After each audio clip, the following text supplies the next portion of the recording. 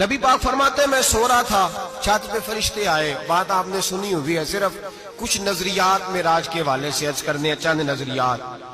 نبی پاک فرماتے ہیں حضرت جبریل نے چھت کے اوپر سے انہوں نے تھوڑا سا حصہ کھولا، چھت پھاڑی. ہمارے نا دیہاتوں میں لکڑی کی جو چھت ہوتی تھی نا، اس پہ ایک بندہ بھی اگر چلتا تھا نا تو گھر کے جو بزرگ ہوتے تھے کہتے تھے پتہ کرو چھت پہ بندہ ہے کوئی. ایک آدمی فٹافٹ بزرگ جاگ جاتے ہیں، کہتے پتہ کرو بھائی، بلکہ ساتھ والے کو آواز دیتے تھے، دروازہ کھولتے تھے. ہوتا تھا کہ نہیں ہوتا تھا؟ ہو جاتا تھا نا. او بھائی 1.5 پونے 2 لاکھ بندہ چھت پہ چلے، اللہ کے رسول فرما رہے میں سو رہا ہوں. چھت پھاڑ دی، حضرت جبریل آ گئے. نبی پاک صلی اللہ علیہ وسلم کے پاس 70 ہزار فرشتہ ساتھ ہے، آ کے کھڑے ہو گئے. میکائیل سے اسرافیل سے مشورہ کر رہے ہیں حضور کو کیسے جگائیں. نبی پاک فرماتے ہیں میں سو رہا ہوں. حالانکہ بخاری میں لفظ ہے، نبی پاک فرماتے ہیں میری آنکھیں سوتی ہیں، دل تو میرا ہر وقت جاگتا رہتا ہے. نبی کریم سید عالم صلی اللہ تعالی علیہ وسلم فرماتے ہیں میں سویا رہا. اب حضور آرام کہاں کر رہے تھے؟ زمین پہ. آرام کہاں کر رہے تھے؟ حضور علیہ الصلوۃ والسلام زمین پہ آرام کر رہے تھے. جناب جبریل جھکے.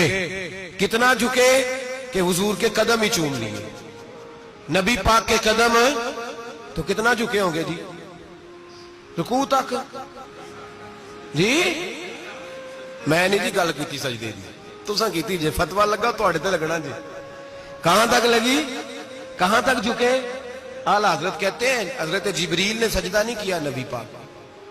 میرے اعلیٰ حضرت کا کمال یہ ہے کہ شریعت بھی بچ جاتی ہے اور عشق کو بھی پورا سکون مل جاتا ہے. اعلیٰ حضرت فرماتے ہیں جناب جبریل نے سر پہ تاج پہنا تھا اور تاج میں موتی لگے ہوئے تھے. وہ موتی نبی پاک کو سجدہ کرنے لگ گیا. وہ موتی نبی پاک کو دیکھے. فاضل بریلوی کے قلم کا حسن فرمانے لگے تاج روح القدس کے موتی جنہیں سجدہ کرے. تاج روح القدس کے حضرت جبریل کے سر کے تاج پہ جو موتی ہیں وہ نبی پاک کو سجدہ کر رہے ہیں. نبی کریم یہاں کوئی بندہ، اب تو خیر لوگ ہاتھ بھی کسی کے چومتے ہیں تو خود نہیں اوپر ہوتے، ہاتھ ہی اوپر کر لیتے ہیں. اب تو مزاج ہی بدل گیا ہے. فرمایا رسول کریم صلی اللہ تعالی علیہ وسلم کے لیے جبریل جھکے تو پیروں تک، اور نبی پاک علیہ السلام کے قدم چومے. حضرت جبریل نے حضور جاگے، اٹھایا نبی کریم کو اور کہا یا رسول اللہ، رب آپ کی ملاقات کا شوق رکھتا ہے، اللہ آپ کی ملاقات کا شوق رکھتا ہے. حضور فرماتے ہیں مجھے اٹھا کے تو جبریل حتیم میں لے گئے. اور پھر یہ بخاری کے لفظ ہے، فرمایا یہاں گلے سے لے کر ناف تک میرا سینہ کھولا، میرا دل نکالا، آب زمزم میں رکھا. اس لیے نہیں کہ نبی پاک کے دل کو برکت حاصل ہو جائے، اس لیے کہ آب زمزم کو برکت حاصل ہو جائے. امتی رج رج کے پیئے کہ یہ وہ والا زمزم ہے جس نے ہمارے مصطفیٰ کے قلب اطہر کو چوما ہوا ہے. نبی پاک صلی اللہ علیہ وسلم فرماتے ہیں میرے سامنے کھولا اور میں دیکھتا بھی رہا. دل کھل گیا، سینہ کھل گیا اور میں دیکھتا بھی رہا. اور نبی پاک فرماتے ہیں خون بھی نہیں نکلا، اس لیے کہ حضور کی حقیقت نور ہے، نبی پاک کی حقیقت نور ہے. ورنہ بشر کے حضور اگر صرف بشر ہوتے تو کٹ بھی لگے تو خون نکل آتا ہے. میرے رسول کریم سید عالم صلی اللہ علیہ وسلم فرماتے ہیں پھر جبریل امین مجھے براق پہ بٹھانے لگے. کھچر سے چھوٹا تھا، گدھے سے بڑا تھا اور بجلیوں کا بنا ہوا تھا. جہاں اس کی نظر جاتی تھی وہاں اس کا قدم جاتا تھا. نبی کریم فرماتے ہیں مجھے بٹھانے لگے تو میں رک گیا. میں نے کہا میں نہیں بیٹھتا. یا رسول اللہ کیا ہوا؟ فرمایا اللہ فرماتا ہے یوم نسوق المجرمین الی جہنم وردا، جب آپ کے امتی نکلیں گے قبروں سے تو ڈنڈے مار مار کے لے جائے جائیں گے. پہلے رب میرے ساتھ وعدہ کرے کہ جب میرے غلام قبروں سے نکلیں گے تو انہیں بھی براق عطا کرے گا. پہلے وعدہ کرے. حضرت جبریل کہتے ہیں میں وہیں کھڑا تھا. رب کریم نے کہا چل وعدہ کر لے. یوم نحشر المتقین الی الرحمن وفدا، محبوب جب تیرے فرما بردار قبروں سے نکلیں گے تو میں سب کو براق عطا کر دوں گا، سب کو براق دے دوں گا. نبی کریم فرماتے ہیں میں براق پہ بیٹھا. سفر شروع ہوا. نبی رحمت علیہ الصلوۃ والسلام فرماتے ہیں میں گزرا. یہ بات آپ نے سنی ہوئی ہے پر بیان کرنے بھی بڑی ضروری ہے. مررت علی الموسیٰ فَهُوَ يُصَلِّي فِي قَبْرِهِ رواہ مسلم. او خدا کے بندو، اللہ تبارک و تعالی ہدایت کا نور دے، کہاں بیٹھ کے قرآن و سنت پڑھتے ہو؟ کیوں نہیں عقیدے کو سمجھتے؟ نبی کریم علیہ السلام نے فرمایا میں معراج کی رات گزرا، یہ سنی کان کھول کے سنے، دل کھول کے، صحیح مسلم کی حدیث، فرمایا میں معراج کی رات گزرا تو حضرت موسیٰ اپنی قبر میں کھڑے ہو کے نماز پڑھ رہے تھے۔ حضرت موسیٰ اپنی قبر میں، بولے سارے، اپنی قبر میں، حضرت موسیٰ اپنی قبر میں کھڑے ہو کے، اب آؤ حضرت سعید بن مسیب تابعی ہیں، صحابہ کے شاگرد ہیں، وہ کہتے ہیں جب یزیدی فوجوں نے مدینے پر حملہ کیا اور یزید کا مقرر کردہ امام آیا تو صحابہ کرام مسجد نبی چھوڑ گئے، 3 دن تک مسجد میں نماز، کہا ہم یزیدی امام کے پیچھے نماز نہیں پڑھیں گے۔ مدینے پہ حملہ ہوا، مکے پہ حملہ ہوا، حضرت سعید بن مسیب کہتے ہیں میں دیوانہ بن کے، مجنون بن کے اندر گھس گیا۔ یزیدی فوجیں سمجھی میں دیوانہ ہوں، شاید پاگل ہوں، مجھے انہوں نے تکلیف کوئی نہ دی۔ فرماتے میں نبی پاک کی قبر کے ساتھ ٹیک لگا کے بیٹھا تھا، زور کا وقت ہوا تو میں رونے لگ گیا، اب میں نماز کیسے پڑھوں گا، اذان کا کیسے پتہ چلے گا؟ آپ فرماتے ہیں مجھے اللہ کی عزت کی قسم، جب اذان کا وقت ہوا تو نبی پاک کی قبر سے اذان کی آواز آنے لگی۔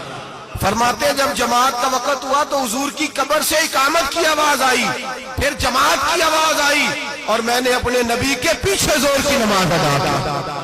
حضور کے پیچھے حضرت موسیٰ اپنی قبر میں نماز پڑھے، اور میرے رسول تو قبر میں جماعتیں کراتے ہیں، حضور جماعتیں کراتے، اور آپ فرماتے ہیں میں 3 دن مسجد، کان کھول کے دل کھول کے سنو، ہم نے کوئی ریڈی میڈ عقیدہ نہیں اپنایا، ہم کوئی دائیں بائیں سے پکڑ کے نہیں لے آئے کہ وہ فلاں آیا تھا بہت بڑا، اس نے جبہ کبہ پہنا تھا تو اس کے پیچھے لگ گئے۔ ہم کسی کو نہیں مانتے، ہم تو مانتے ہیں رسول اللہ کے غلاموں کو، ہم تو مانتے ہیں صحابہ کو۔ ہمیں حضرت سعید بن مسیب بتا گئے ہیں کہ جو کہے تجھ کو مردہ وہ مردہ ہے واللہ، تو زندہ ہے واللہ، تو زندہ ہے واللہ، تو زندہ ہے واللہ، میری چشم عالم سے چھپ جانے والے میرے رسول کریم صلی اللہ علیہ وسلم نے فرمایا موسیٰ اپنی قبر میں کھڑے ہو کے نماز پڑھ رہے تھے۔